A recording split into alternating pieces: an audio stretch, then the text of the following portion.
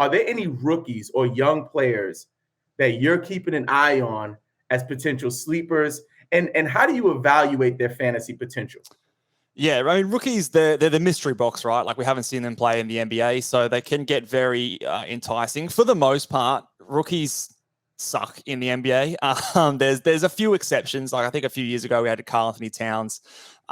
He put up close to first round value. And I think there are two guys this season which are going to be those kind of exceptions in Victor Wembanyama and Chet Holmgren. Now, I don't necessarily think I'd call them sleepers. They're probably going about sometimes even a bit too high because of the hype going to the season. So they're ones to think about. But if in terms of sleepers or guys you can get late, I'm a big fan of both the Thompson twins. So Amen Thompson and Asar Thompson. I think both of them put up crazy stats for Overtime Elite. We were a bit unsure about how they would come into the NBA and that competition and how those stats translate, but they came into the Summer League and did the exact same thing. So so far, it looks like they're going to be really good fantasy players if they get the minutes. That's the question, though, is are they going to get the minutes, and how long does it take for them to get the minutes? I believe that Asar has a clear path to get at least decent minutes in the mid-20s, if not starting soon. He's only really behind Bojan Bogdanovic and Isaiah Stewart. I don't think Isaiah Stewart's going to be a successful power forward. I think he's more of a backup center. So I think that Asar could easily find himself in a starting 3 or 4 position. And then Amen, his brother, I believe is the better fantasy player, but he is stuck a bit behind Fred VanVleet, Jalen Green. But now that Kevin Porter Jr. is basically going to be out of this team and not playing the rest of the season, he definitely has a role. Even if he doesn't start, he should be probably their 6th man. And again, in that amount of time, he's probably got enough to get in there and get minutes and rack you up steals, rebounds, blocks, assists. He should be pretty good. He might not score a whole lot, but he'll get you a lot of other things. I love that. So let's talk quickly. You talked about Wemby.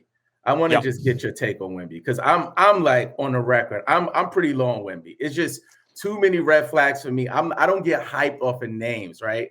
Like Zion Williamson, John Morant, whoever it was that people were hyped. Even LaMelo Ball when he came out, I'm not hyped on him.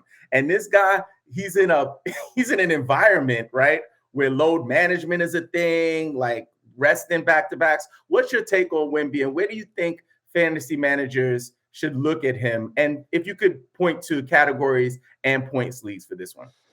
Yeah, so I think he's pretty comparable in both. The thing I think about Wemby that is in his favor, a lot of the times where rookies do get overhyped, they're often the guards. The guards often come in and struggle. Their field goal percentage is poor. It's very hard to be a starting guard in the NBA. I think a lot of the times people think that big men take longer to develop. I actually think it's the opposite. I think guards take longer to develop because the standard is so high for those guards. Wemby's going to come in and he's going to block shots. Like it's just guaranteed. He's 7'5". His wingspan's incredible. He's going to get rebounds. And I think he's a good free throw shooter as well. So those sort of things, you don't really have to worry about that necessarily taking time to come up to speed. So he kind of has an inbuilt flaw, I think, from that point of view.